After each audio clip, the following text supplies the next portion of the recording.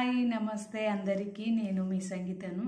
గర్భిణీలు ఏం తినాలి, ఏం తింటే మన ఆరోగ్యానికి మంచిది, ఏం తింటే మనకు ఆరోగ్యమైన బేబీ పుడుతుంది, ఏం తింటే మనం హెల్తీగా ఉంటామని చాలామంది ఆలోచిస్తూ ఉంటారు కదా. ఏం తింటే మన బేబీ గ్రోత్ మంచిగా అవుతుంది ఆలోచిస్తూ ఉంటారు కదా.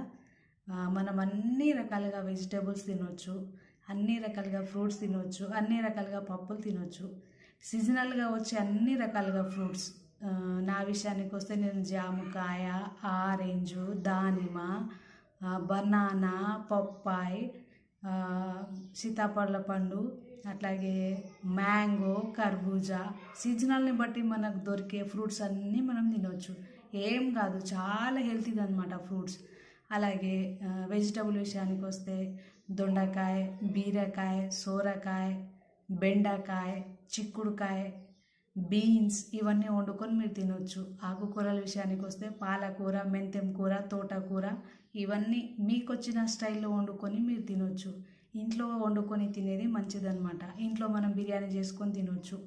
అట్లాగే మనం ఇంట్లో నేను తినమన్నాను కదా అని మీరు ఎక్కువ పులుపు ఎక్కువ కారం అయితే తినొద్దు. ఎక్కువ పులుపు కారం తినడం వల్ల కొంచెం మన కడుపులో మంట, గ్యాస్ అయ్యే ప్రాబ్లం ఉంటుంది. కాబట్టి లిమిట్గా తినండి.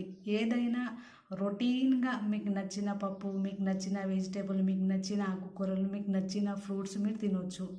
ఇంకా డ్రై ఫ్రూట్స్ కూడా మనం తినొచ్చు. డ్రై ఫ్రూట్స్ ఎక్కువ కాస్ట్లీ, మేము తీసుకోలేము అని అనుకుంటే మీరు అవాయిడ్ చేసి పప్పు మీరు తినవచ్చు. అన్ని రకాలుగా పప్పులో మంచి ప్రోటీన్ ఉంటుంది, మీరు తినవచ్చు.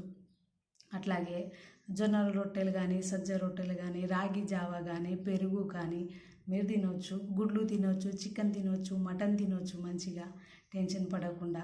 కొందరు పప్పాయ తినొద్దు, పైనాపిల్ తినొద్దు, జామకాయ తినొద్దు, మళ్ళీ ఇవి తింటే సర్ది అవుతుంది అని అంటారు కదా. అట్లా ఏం ఉండదు. సీజనల్ని బట్టి మీకు దొరికినాయి అన్నీ మీరు తినాలన్నమాట.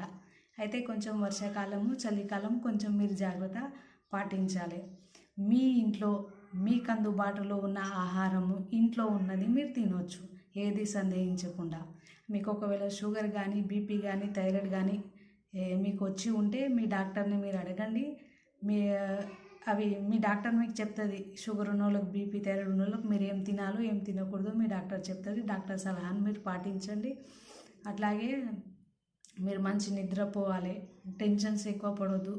వాటర్ కూడా తాగాలి. తిన్న తర్వాత అప్పుడో గ్లాస్ వాటర్ తాగాలి. మీరు అన్ని రకాలుగా జ్యూస్ చేసుకొని తాగొచ్చు. క్యారెట్ జ్యూస్, కీరా juice, carrot, beetroot, Apple juice కూడా చేసుకొని మీరు తాగొచ్చు. అయితే ఫ్రూట్స్ మాత్రం జ్యూస్ చేసుకొని తాగొద్దు. ఫ్రూట్స్ మాత్రము కట్ చేసుకొని అట్లానే తినాలన్నమాట, జ్యూస్ చేసుకోవద్దు. షుగర్ అయితే మీరు తినొద్దు, షుగర్ వాడడం మంచిది కాదు. స్వీట్ మీకు తినాలనిపిస్తే బెల్లంతో కానీ, ఖర్జూరాలు కానీ మీరు తినండి అనమాట.